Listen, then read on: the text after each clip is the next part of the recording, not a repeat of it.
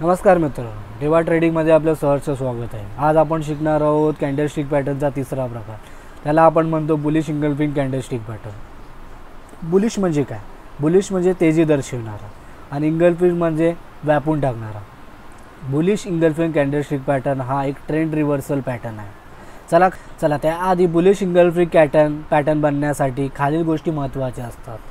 Bullish engulfing candlestick pattern तयार होण्यासाठी अगोदर ट्रेंड हा डाऊन ट्रेंडमध्ये असावा। बुलिश इंगल्फिंगची पहिली कॅन्डल ही लहान असावी तर दुसरी कॅन्डल ही त्यापेक्षा मोठी असावी। तसंच पहिल्या कॅन्डलचा रंग हा लाल असावा आणि दुसऱ्या कॅन्डलचा रंग हा हिरवा असावा। हिरव्या कॅन्डलस्टिकची बॉडी ही लाल कॅन्डलस्टिकच्या बॉडीपेक्षा जास्त असावी। या चित्रामध्ये आपण बघू शकता, हिरव्या कॅन्डलस्टिकची बॉडी लाल कॅन्डलस्टिकच्या बॉडीपेक्षा मोठी आहे।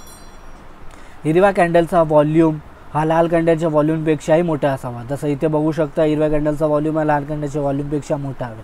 बुलिश इंगल्फिंग पॅटर्न हा सपोर्ट लेवलवर तयार होतो। तुम्ही लक्षात घ्या, हा पॅटर्न जेव्हा डाऊन ट्रेंडमध्ये मार्केट येत असतो तेव्हा आपण या सपोर्टवरती तो बनला पाहिजे। सपोर्टवरती बनला तेव्हाच त्याला इंगल्फिंग पॅटर्न। चला मित्रांनो, बुलिश इंगल्फिंग पॅटर्नचे जरा 2-3 एक्झाम्पल बघूया।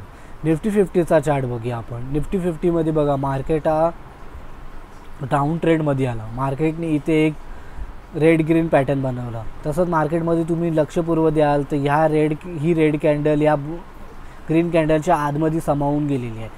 या ग्रीन कॅन्डलचा व्हॉल्यूम हा रेड कॅन्डलच्या व्हॉल्यूमपेक्षाही जास्त आहे। तर आपण याला बुलिश इंगल्फिंग पॅटर्न बनवू शकतो। आणि जसं मार्केट डाऊन ट्रेंडमध्ये येत होता आणि इथे बुलिश इंगल्फिंग पॅटर्न बनलं, तसं मार्केट हा रिव्हर्सल झाला। चला आपण अजून एक एक्झाम्पलद्वारे समजून घेऊया। हा एक्झाम्पल खूप महत्त्वाचा आहे, तुम्ही इथे नीट लक्ष द्या। मार्केट हा डाऊन ट्रेंडमध्ये येत होता। मार्केटने इथे सपोर्ट घेतलं, थोडा वरती घेऊन इथे एक सपोर्ट घेतला। तुम्ही इथे नीट काळजीपूर्वक लक्ष द्याल तर इथे रेड कॅन्डल आणि ग्रीन कॅन्डल बनली आहे बघा। ग्रीन कॅन्डलनी रेड कॅन्डलला पूर्ण समावून घेतलेला आहे आणि ग्रीन कॅन्डलचा व्हॉल्यूम हा रेड कॅन्डलच्या व्हॉल्यूमपेक्षाही मोठा आहे। तर तुम्ही याला बुलिश इंगल्फिंग म्हणू शकता। आणि जसं हा पॅटर्न बनला, तुम्ही बघा मार्केटनी त्यांचा ट्रेंड चेंज केला आणि मार्केट अपसाईड जाऊ लागलं। त्यामुळेच याला एक ट्रेंड चेंजिंग पॅटर्नसुद्धा म्हटलं जातं। जर तुम्हाला व्हिडिओ आवडला असेल तर तुम्ही या व्हिडिओला लाईक, शेअर आणि सबस्क्राईब जरूर करा। धन्यवाद।